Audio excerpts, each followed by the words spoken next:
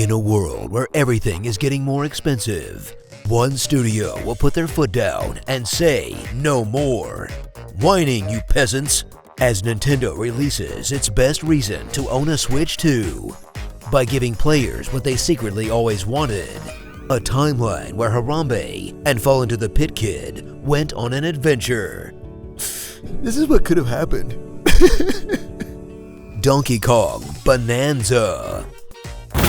Welcome the first console-released Donkey Kong in decades, as we finally get one where you can see his full monkey cheeks, making the total number of exclusives on the Switch 2 a grand total of 2, where critics and players alike are literally going ape about how great the game is. And for once, everyone is right. In a release that makes you remember why you pay out of your orifices just to grab these consoles in the first place, playing on that nostalgia of Donkey Kong 64, except the expansion pack is a whole $600 console. Well, at least this time I won't have to beg my mom if I can get one. Just my wife and kids and boss and free market. You know, actually, Mom? Enter a new age for our iconic primate, as Donkey Kong rebrands for modern times by wearing pants. I know they never animated his 3D bits, but we all knew they were dangling there. Then follow DK on a new adventure as he chases his singular passion, bananas, which is way less problematic than whatever he was doing in the 80s, as the hero of Donkey Kong Island will go from defeating the banana-stealing armies of K. Rool to becoming a prospector? Excavating the rocks and dirt for an untapped supply of bananas, until his bananas are stolen by a simian CEO and his lackeys.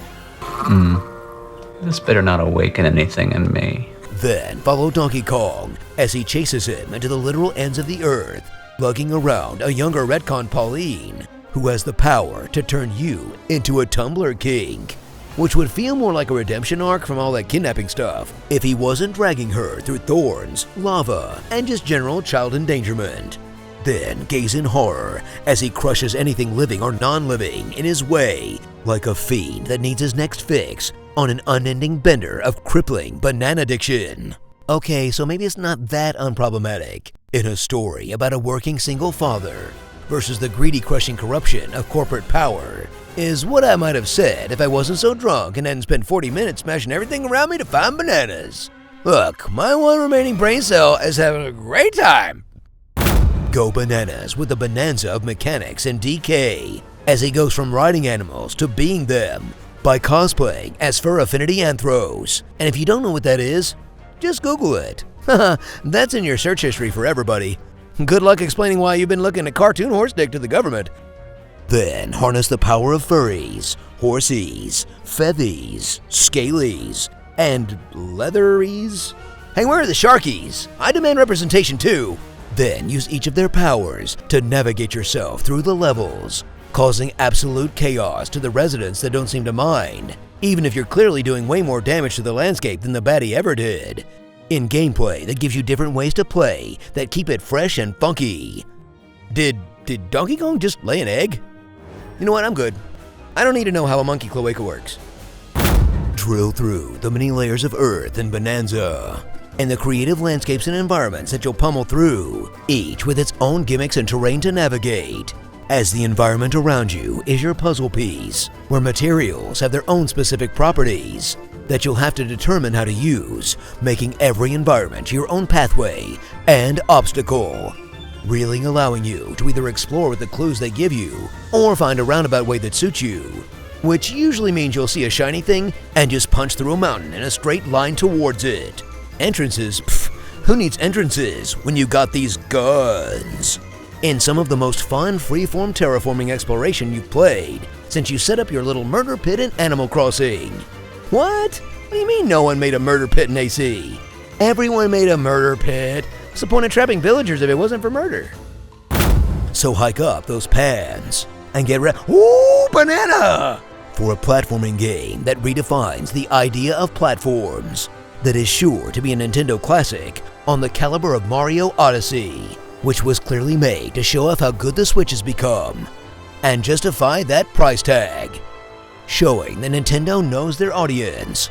Because nothing is more cathartic than just going ape mode and wailing on everything around you, where the only downside is that there isn't more of this game. I guess I'll just pass the time just imagining the residents as people I hate and punch them into dust. What do you mean that's unhealthy?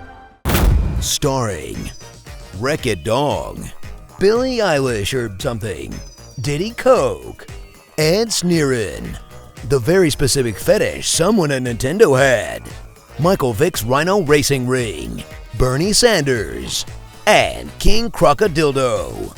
Meet Joe Young at FurCon. Okay, seriously, it's kind of depressing when the one character that literally is just a monkey in a jungle has to get a job and be ground down by capitalism. I want to escape reality, and if being a pantsless monkey riding a rhino bare-ass isn't safe, I don't know what is. Tell us what you'd like to hear in my epic voice in the comments below. I'm going off the rails on a crazy train. Either they're having an affair, or they're just very shy. One man, one plunger, infinite regret. I'm sorry, Mario, but our princess is in another castle. Dishonor on your family. Dishonor on your cow.